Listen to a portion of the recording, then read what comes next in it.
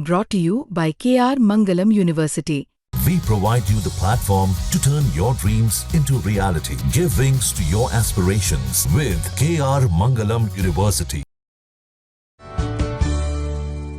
अक्सर ये पूछा जाने वाला सवाल है कि सरकारी नौकरी ही क्यों करनी। चपरासी की सरकारी नौकरी के लिए भी लाखों एप्लीकेशन क्यों लगती हैं? क्यों चपरासी क्लर्क बनने के लिए भी एमए पास डिग्री होल्डर्स जान लगा देते हैं? इन सबका एक जवाब तो सरकारी नौकरी की स्टेबिलिटी है। दूसरा जवाब ये हो सकता है कि सरकारी नौकरी मतलब कम से कम 50,000 की सैलरी। तेज चर्चा हो रही है कि अब सरकारी नौकरी में 40,000 की सैलरी बढ़कर 1 लाख हो जाएगी। 16 जनवरी 2025 को सरकार ने सरकारी कर्मचारियों के लिए 8वें वेतन आयोग के गठन को मंजूरी दी थी। अब तारीख आ गई है कि किस दिन से 8वें वेतन आयोग की सिफारिशें लागू हो जाएंगी। अगले साल 1 जनवरी से 8वें वेतन आयोग के हिसाब से सरकारी कर्मचारियों की सैलरी रिवाइज्ड हो जाएगी। 8वें वेतन आयोग से 50 लाख केंद्र सरकार के कर्मचारियों, 65 लाख पेंशनर्स की सैलरी और पेंशन बढ़ जाएगी।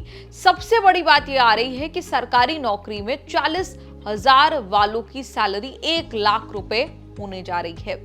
सरकारी कर्मचारी की मिनिमम सैलरी 18,000 से बढ़कर 51,000 के पार हो जाएगी। ईटी रिपोर्ट के मुताबिक लेवल 1 में आने वाले चपरासी अटेंडर की बेसिक सैलरी 18,000 से बढ़कर 51,480 रुपए हो सकती है। लेवल 2 में लोअर डिवीजन क्लर्क की बेसिक सैलरी 19,900 से बढ़कर 56,914 रुपए हो सकती है।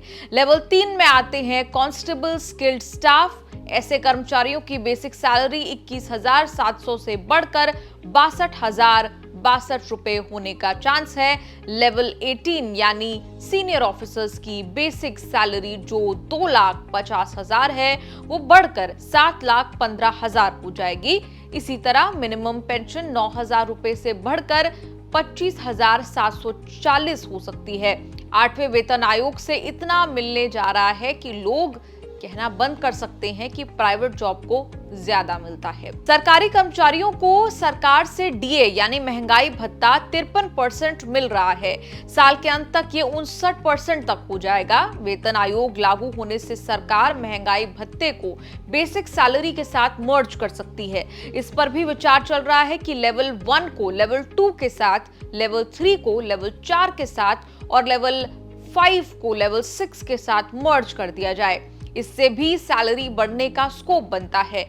ऐसा हुआ तो लेवल 1 की मिनिमम 18,000 की सैलरी सीधे 19,900 हो जाएगी। अभी इसमें एक पेच ये बचा है फिटमेंट फैक्टर का। फिटमेंट फैक्टर कितना होगा, इस पर कर्मचारी यूनियन और सरकार के बीच थोड़ी खींचतान चल रही है। फिटमेंट फैक्टर वो फॉर्मूला है जिससे मौजूदा बेसिक सैलरी को गुणा करके नई सैलरी फिक्स होती है। 8वें वेतन आयोग में फिटमेंट फैक्टर 1.92 तय हुआ तो मिनिमम सैलरी 18,000 से बढ़कर 34,560 रुपए हो जाएगी। अगर फिटमेंट फैक्टर 2.86 हुआ तो मिनिमम सैलरी 51,480 रुपए हो जाएगी।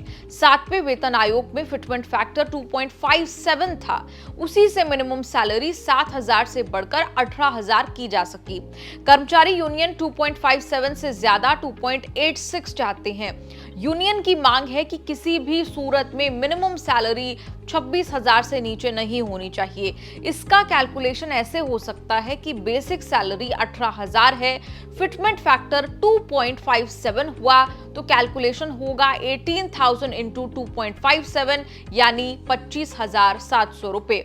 वेतन आयोग केंद्र सरकार के कर्मचारियों के लिए बनता है, राज्य सरकार के कर्मचारियों से नहीं होता है। ये जरूर होता है कि वेतन आयोग की सिफारिश के आधार पर राज्य सरकारें भी अपने कर्मचारियों की सैलरी रीस्ट्रक्चर करती है। वेतन आयोग हर 10 साल में बनता है। पिछली बार 2014 में बना था, उसकी सिफारिशें 2016 से लागू हुई थी। केंद्र सरकार में डिपार्टमेंट ऑफ एक्सपेंडिचर वेतन आयोग के मामले देखता है, जो वित्त मंत्रालय का ही एक डिपार्टमेंट है। 1 जनवरी से वेतन आयोग की सिफारिशें लागू करने की बात कही जा रही है, लेकिन अभी तक वेतन आयोग में नियुक्तियां हुई नहीं है। रुपया पैसा का ये एपिसोड आपको कैसा लगा, आप कमेंट्स में लिखकर अपनी राय जरूर दें।